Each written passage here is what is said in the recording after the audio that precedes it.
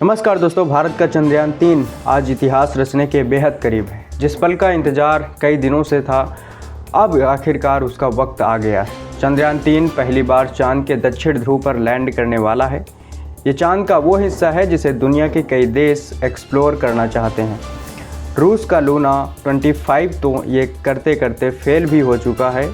ऐसे में अब भारत के पास एक अलग ही क्रांति लिखने का सुनहरा मौका है। इसरो ने कुछ ही घंटे पहले ही एक और ट्वीट कर बताया कि सब कुछ बिल्कुल ठीक है और विक्रम लैंडिंग करने की पूरी तरह तैयार है। बताया जा रहा है कि भारत का चंद्रयान 3 आज शाम 6:04 पर चांद के दक्षिण ध्रुव पर लैंडिंग करने जा रहा है।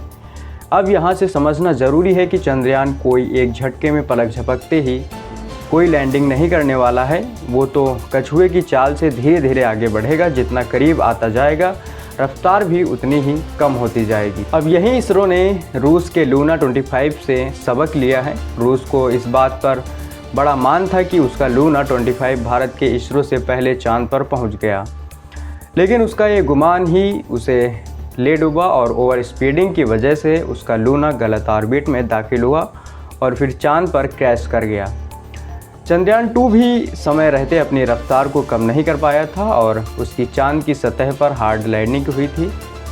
लेकिन अब चंद्रयान 3 ने पुरानी सभी गलतियों से सीखा है। इसी वजह से एक बार भी भारत का मून मिशन हड़बड़ी में नहीं दिखा और हर पड़ाव को पार करता चला गया। इसी कड़ी में अब किस तरह से विक्रम की रफ्तार कम होती चली जाएगी, ये समझ लेना ज़रूरी है।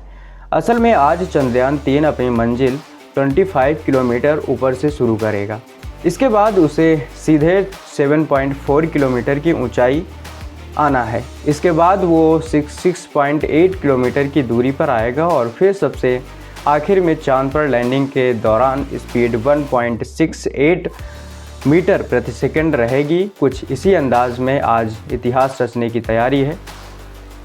वैसे जिस दक्षिण ध्रुव पर भारत जाने की बात कर रहा है, उस इलाके में सही मायनों में काफ़ी कुछ निकलवाया जा सकता है। साउथ पोल चांद का वो इलाका जहां पर सूर्य का एक भी किरण नहीं पड़ती है। इसी वजह से ये मिशन इतना चुनौतीपूर्ण है। वैसे चांद के दक्षिण ध्रुव पर कई ऐसे रहस्य छुपे हुए हैं। असल में चांद के दक्षिण ध्रुव पर लूनर वाटर आइस है। अगर सही तरह से उसका अध्ययन कर लिया जाए तो आने वाले सालों के लिए काफ़ी कुछ पता चल सकता है। माना जाता है कि दक्षिण ध्रुव पर जल और बर्फ के बड़े भंडार हैं जो स्थायी रूप से अंधेरे में रहता है। भविष्य के अंतरिक्ष अभियानों के लिए जल की मौजूदगी का बहुत अधिक महत्व है, क्योंकि इसे पेयजल, ऑक्सीजन और रॉकेट ईंधन के तौर पर हाइड्रोजन जैसे संसाधनों में तब्दील किया जा सकता है। मिलते हैं अगले वीडियो में। बहुत बहुत धन्यवाद।